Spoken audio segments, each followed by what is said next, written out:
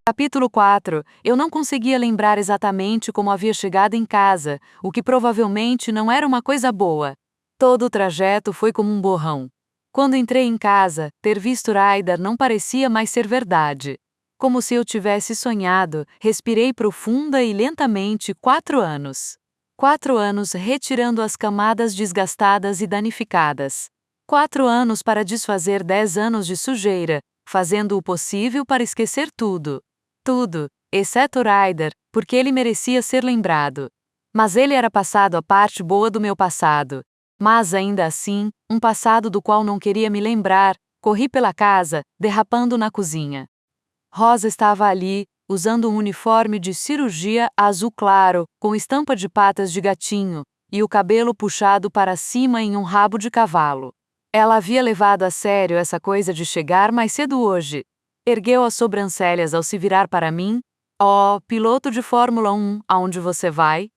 Perguntou ela, botando a tigela no balcão.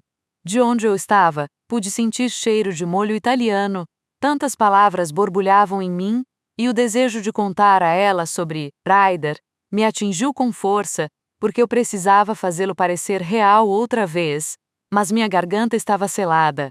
Se eu contasse a ela sobre Ryder, havia 90% de chance de ela surtar, porque Rosa estivera ao meu lado quando todas as camadas desgastadas e danificadas foram arrancadas de mim. Embora o Dr. Taft fosse do time aceite o seu passado e eles normalmente concordassem com tudo que o Dr. Taft dizia, ela e Cario eram do time e o passado é passado. Acreditavam firmemente que todas as facetas desse tempo deveriam ficar no lugar ao qual pertenciam. E Ryder definitivamente era passado e então, tudo o que fiz foi dar de ombros enquanto ia até a geladeira pegar uma Coca-Cola, como foi seu primeiro dia?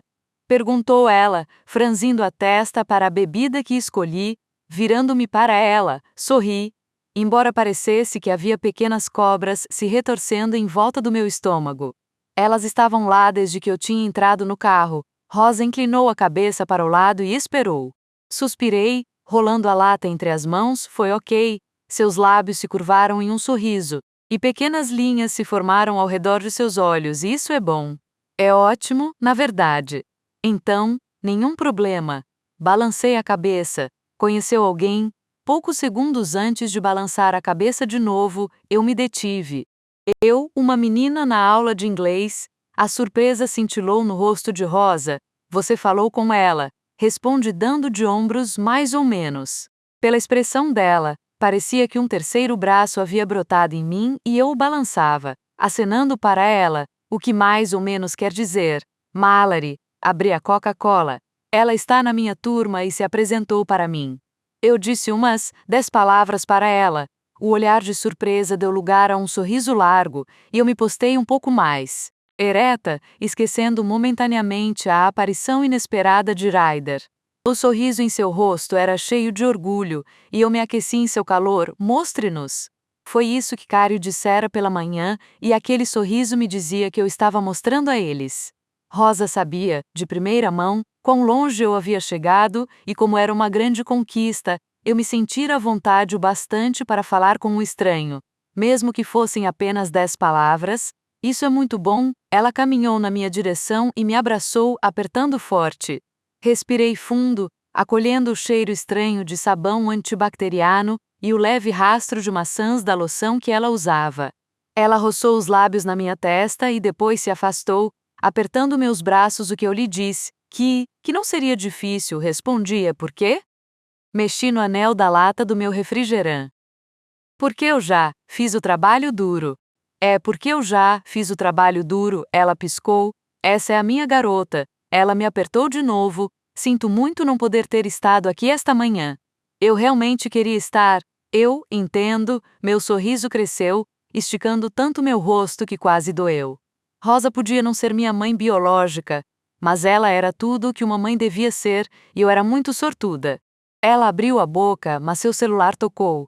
Estendendo a mão, Rosa o pegou no balcão, atendendo depressa.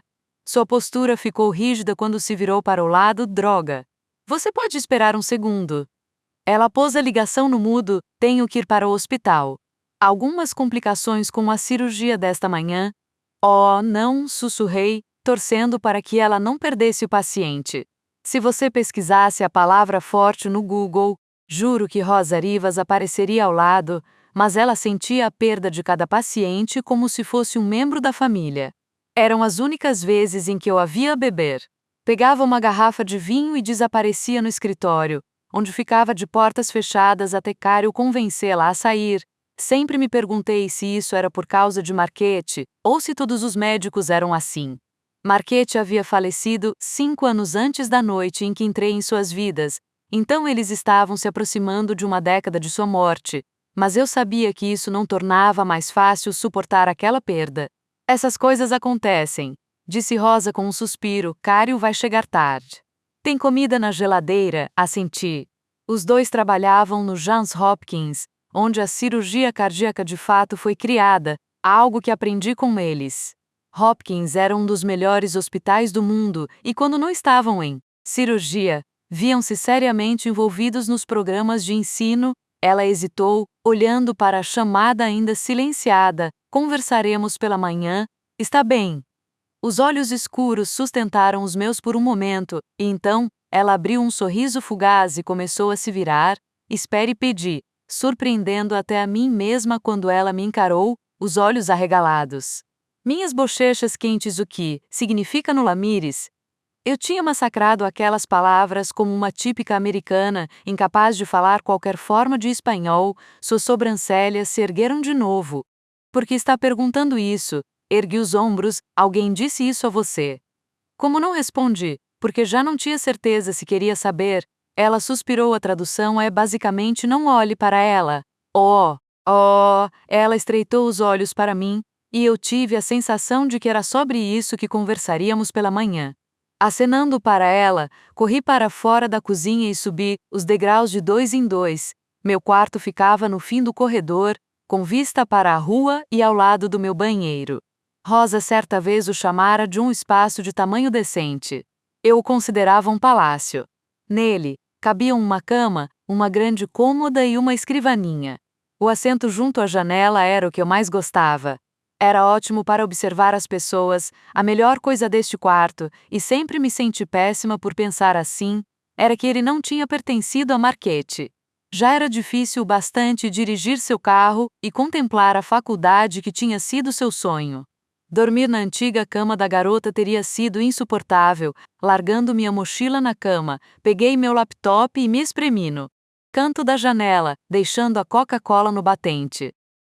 Assim que o computador iniciou, recebi um alerta de mensagem. Ainsley, sua foto de perfil, era do verão, o cabelo louro riscado pelo sol e óculos escuros grandes demais, cobrindo metade do rosto. Ela fazia um grande bico de pato para a câmera. Sua mensagem dizia: você sobreviveu? Sorri enquanto enviava para ela um breve sim. Como foi? Mordendo o lábio, fechei os olhos brevemente e, em seguida, digitei o que estava morrendo de vontade de gritar a plenos pulmões: Ryder está na minha escola.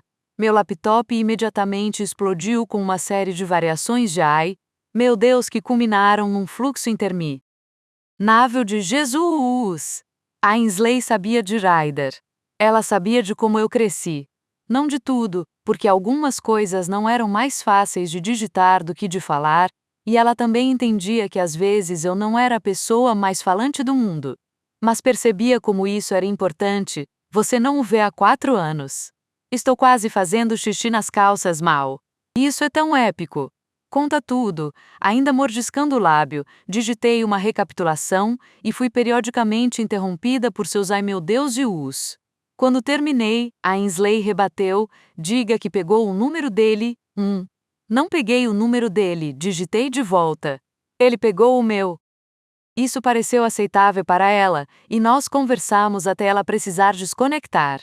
As atividades online de Ainsley à noite haviam sido limitadas depois que sua mãe descobriu as fotos que ela enviara para o namorado, Tad, em julho. Nem eram tão ruins, apenas ela de biquíni. Mas a mãe tinha ficado furiosa, e para minha diversão e horror, fizera Ainsley assistir a vídeos de parto como forma de educação sexual.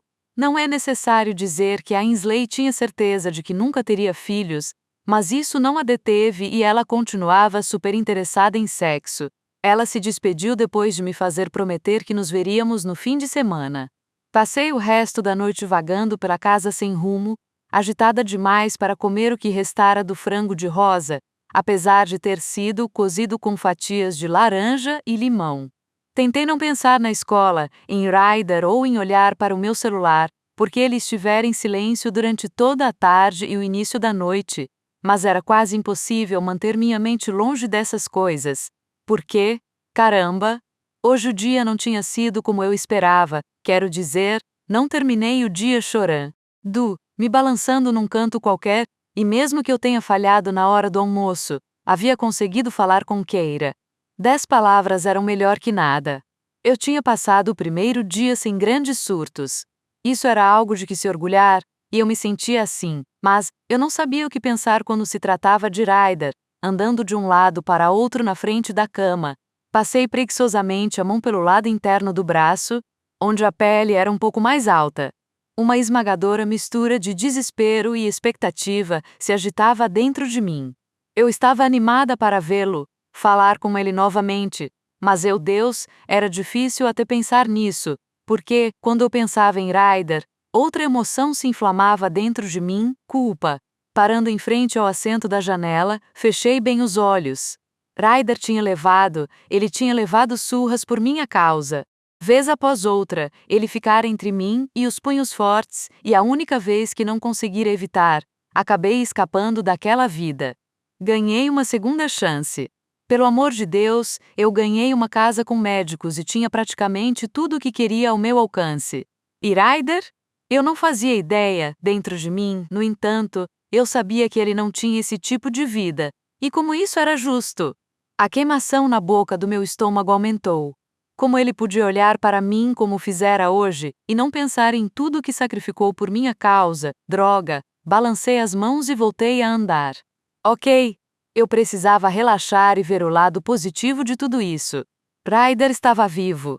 Estava na escola, podia até estar em um relacionamento com a menina bonita da aula de oratória. E mesmo que eu soubesse que poderia haver lesões mais graves escondidas, não havia quaisquer contusões novas, pelo menos que eu pudesse ver.